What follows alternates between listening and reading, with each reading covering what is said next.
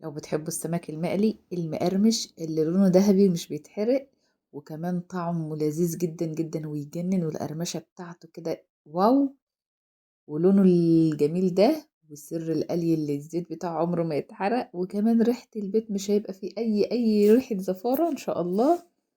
هقول لكم على كل الاسرار النهارده بطريقة مختلفة جدا للسمك المقلي وطعمه اللي يجنن. يلا بينا نبدأ. بسم الله والصلاة والسلام على رسول الله. خير ما نبدأ به. معانا كده حلة على النار نحط فيها شوية زيت. ما ينفعش طبعا سمك مقلي من غير صيادية، لازم رز الصيادية جنبه. معانا بصلتين كبار متقطعين صغير.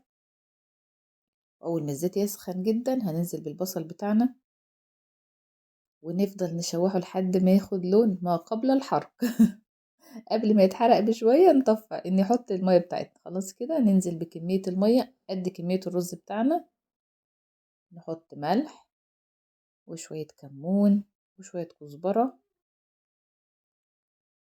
وشوية فلفل أسمر. بصراحة بيدي طعم روعة جدا جدا الفلفل الأسمر مع الرز بتاع السمك. ونقلب كويس جدا جدا، وأول ما ياخد غلوة ننزل بالرز بتاعنا. الرز بتاعنا مغسول ومتصفي كويس جدا من المية. نقلبه تقليبة حلوة كده ونغطيه ونحطه على جنب. أول ما يغلي نهدي عليه خالص لحد ما يستوي. تعالوا بقى نشوف تتبيلة السمك بتاعتنا.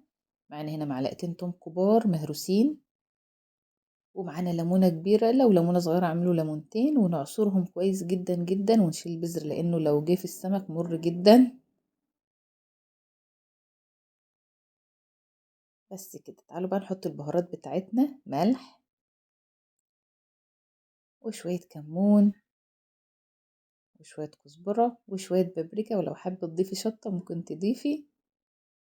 واللي هيعمل معانا بقى اللون الواو شوية فلفل اسمر. الكركم لازم نضيف كركم، كمان بيشيل ريحة الزفارة خالص. ونقطة خل صغيرة وشوية زيت. الخل والكركم بيمنعوا جدا جدا ريحة الزفارة. نحاول بقى نمسك السمكة معانا كده ونشرحها، نعمل فتحات فيها كتير لحد ما نخلص كده، عشان لما نيجي نوصل التتبيلة بتاعتنا توصل لكل السمكة. الزيت بتاعنا مكان البطاطس عادي جدا هنستخدمه. ونتبل السمكة من جوه ومن بره بكل البهارات بتاعتنا، الخلطة بتاعتنا الرائعة اللي ريحتها تحفة.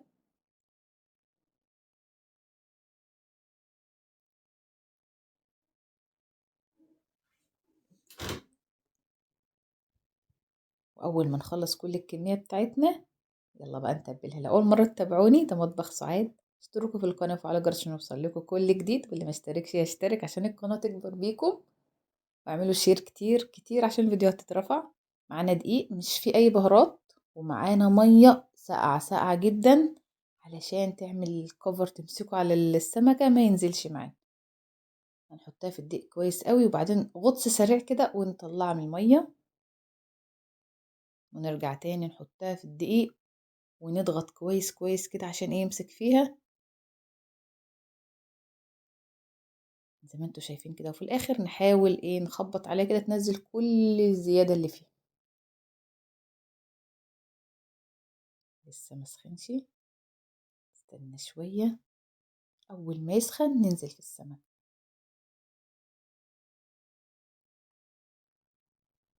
ونعمل التانية بنفس الطريقة، وننزلها في المية بسرعة جدا ونشيلها عشان ما تنزلش الدقيق اللي عليها. والليمونة دي بقى هي اللي بتمنع ريحة الزفرة في البيت، لان الليمون مع الزيت اما بتقلي مفيش اي ريحة في البيت. شفتوا بقى السر اللون؟ ايه رأيكم بقى؟ الكركم عامل شغل جامد قوي بيخلي اللون حلو قوي بتاع السمكة. تعالوا بقى نشوف الرز بتاعنا.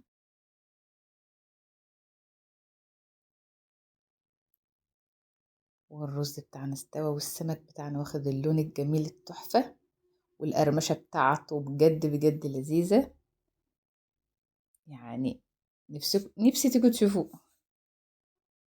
جربوا الطريقة القلي بتاعت اللي احنا نحط كفر دقيق وبعدين ننزلها في المية وبعدين كفر دقيق، بتخلي السمكة مقرمشة جدا جدا ولذيذة، وبيستوي براحته ما بيتحرقش على طول.